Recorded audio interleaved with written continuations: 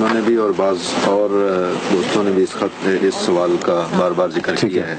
شب برات جو مسلمانوں میں تہوار منایا جاتا ہے، یہ کس وجہ سے مناتے ہیں؟ جیسا کہ مسلمانوں کا عقیدہ ہے کہ اس دن خدا تعالیٰ بندوں کا حساب کتاب کرتا ہے،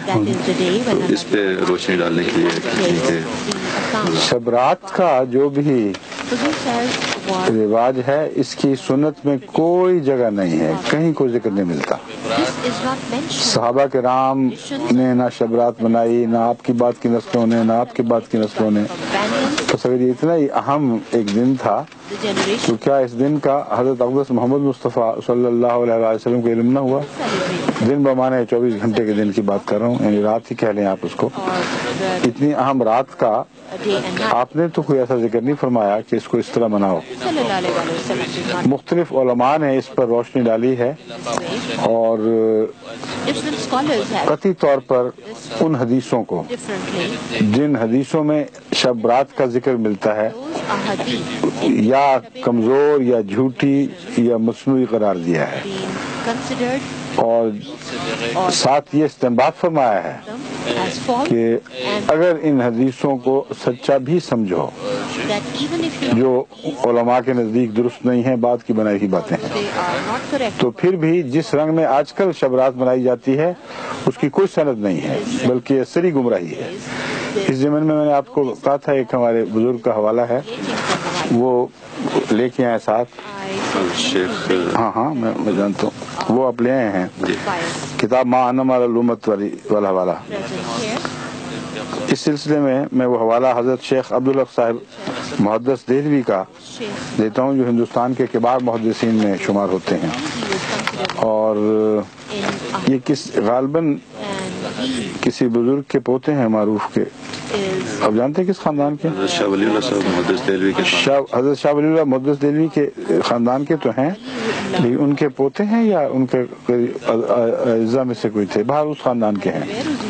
اور ان کو ایک بڑا مرتبہ حاصل ہے۔ ان کی یہ کتاب شائع شدہ ہے ما ثبت من السنہ، صفحہ 212 تا 213 میں یہ حوالہ ہے جو میں پڑھ کے سنانے لگا ہوں۔ ناشر ہیں ادارہ نعیمیہ رضویہ، موچی گیٹ، لاہور۔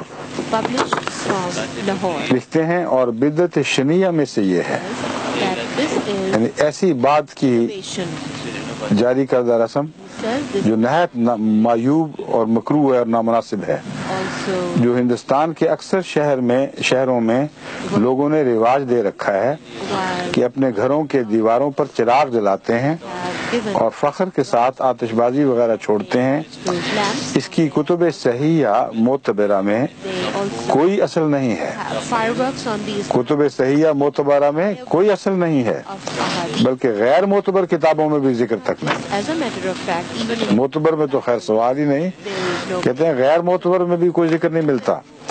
اور نہ کوئی ضعیف اور نہ موضوع حدیث مروی ہے۔ جس جو طرز اظہار ہے خوشی کا، اس کے متعلق فرماتے ہیں کہ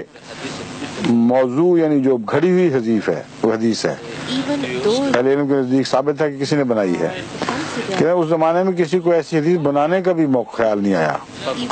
اور نہ کوئی کمزور حدیث ملتی ہے، اور نہ ہندوستان کے شہروں کے علاوہ دیار عرب یا حرمین شریف وغیرہ زیادہ ہم اللہ تعظیم و تشریفہ میں یہ رائج ہے۔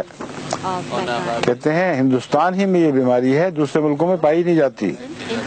اور نہ عرب کے علاوہ دیگر اجمی شہروں میں اس کا رواج ہے، بجوز ہندوستان کے شہروں کے، بلکہ ممکن ہے اور یہ گمان غالب ہے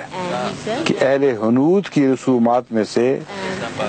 ہو، یعنی یہ رسم اہل حنود کی رسومات میں سے ہو، جیسا کہ وہ دیوالی وغیرہ مناتے ہیں۔ بس شب برات جو چاہیں آپ اس کو کہیں، یہ ایک بات کی بنی ہوئی رسم و رواج کی بات ہے، اس کا سنت محمد مصطفیٰ صلی اللہ علیہ وسلم اور سنت صحابہ سے کوئی تعلق نہیں ہے،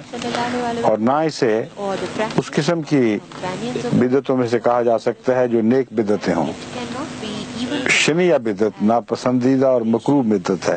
اس سے پرہیز کرنا چاہیے۔ Good positive innovation. This is an innovation that is to be shunned. اس پر ایک اور and لکھتے ہیں کہ also writes